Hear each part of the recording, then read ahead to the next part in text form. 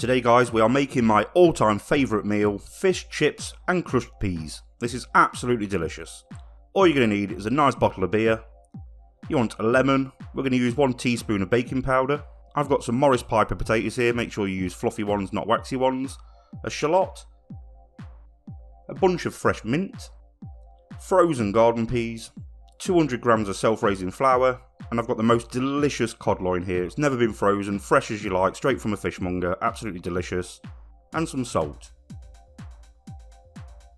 So first thing we're going to do is make some chips. Now I'm not going for the ultimate crispy, most delicious chips here. What I'm trying to do is just imitate the chip shop ones. If you were going for the ultra crispy ones, you'd probably want to double or triple fry these. Cut them into 1/2-inch pieces and then just going to cut those into chip shapes. So because I'm imitating a chip shop, all I'm going to do is just blanch them and then fry them. But like I say, if you do want the ultimate, most beautiful crispy ones, then you would probably double or triple fry them. So we're going to chuck those into some boiling water, onto a hob for about 6 or 7 minutes. When you take them out, you'll see that they've gone nice and opaque around the edges. This means they're going to be beautiful and soft in the middle when we fry them later on. Leave those out to steam dry while we get on with making the batter. Crack open your bottle and try not to drink it. You want to chuck in 200 grams of self-raising flour and 1 teaspoon of baking powder. Season this with salt. Now I am aware that self-raising flour does have baking powder in it as well, but I do add more because I just prefer the lift in there. So with the beer, there's no right or wrong really. There's no set measurement. All we're going to do is just start adding it a little bit at a time. So once you've had your first quarter of the bottle, to give it a mix up, you can see that it's ultra thick and lumpy. So we're just going to keep adding it until we get the texture that we want. Super fast whisking there. That's not been sped up, I promise. So then I'm just going to add a little bit more beer. Like I say, you just want to add this a little bit at a time until you get to where you want it to be. Now I'll try to show you the texture with the whisk, it doesn't really work, so this is what you're looking for with a spoon. You want it to be like a thin pancake batter. So next thing we're going to do is get on with making our peas. So with your mint, your shallot and a lemon, you want a good knob of butter. With your shallot, try and cut it as fine as you can. You want some really fine chopped shallot in there, you don't want really big chunks. So we chop that in nice and finely, and then we do the same with the mint. So with your mint, just shred it nice and fine.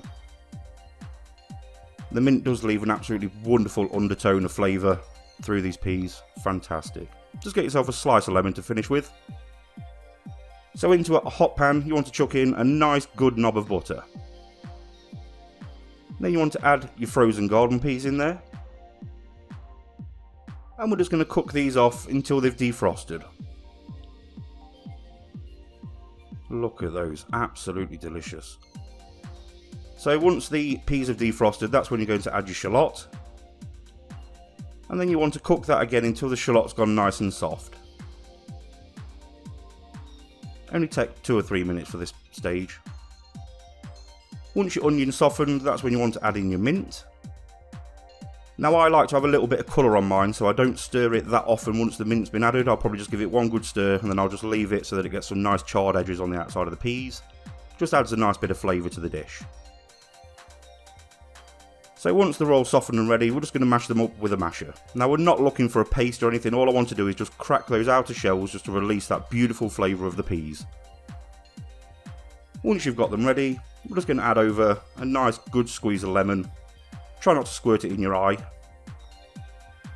So then we want to season our fish.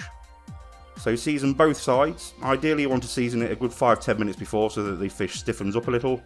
And then we're just going to toss it round in some seasoned flour. Shake off any excess, you don't want loads of flour on the outside, it just wants to have a nice, even, smooth colouring on the outside. So take your batter out of the fridge, really important that this has been into the fridge so that it stays nice and cold. And then you want to fully submerge your fish in that batter. So get yourself some vegetable oil, and what you want to do is just slowly lower this fish in. You don't want to drop it in too quick, and you want to make sure you lay it away from you. So just lay it away when you drop it in. That way it doesn't stick to the bottom and you don't splash yourself. So this fish is probably going to take about 8 to 10 minutes at the most. You just want to keep cooking it so that it goes nice and dark and brown. When you flip it over, you'll notice that there's a few bits and bobs of batter that hasn't adhered to the fish. That's fine, just get a tablespoon of batter, pour it over the top now, flip it back over. It will seal it up and you'll end up with big bubbly bits of batter on the outside. Once you've got a nice dark brown colour of it, you want to take that off, just leave that to rest for 5 minutes, just while we do the chips. So clean your oil, slowly lower your potatoes in there, and all you're going to do is just fry these off until they go nice and soft in the middle. Those chips are absolutely delicious, just like you get from a chip shop. So once you've taken them out, really important that you season them immediately, give them a good toss over, and that is how you make the most delicious fish, chips and peas. Thank you so much for watching this video, guys. I hope you've enjoyed. If you have, please don't forget to subscribe to my channel to become part of the family. I'll see you guys in my next video. Thank you so much for watching. See you guys.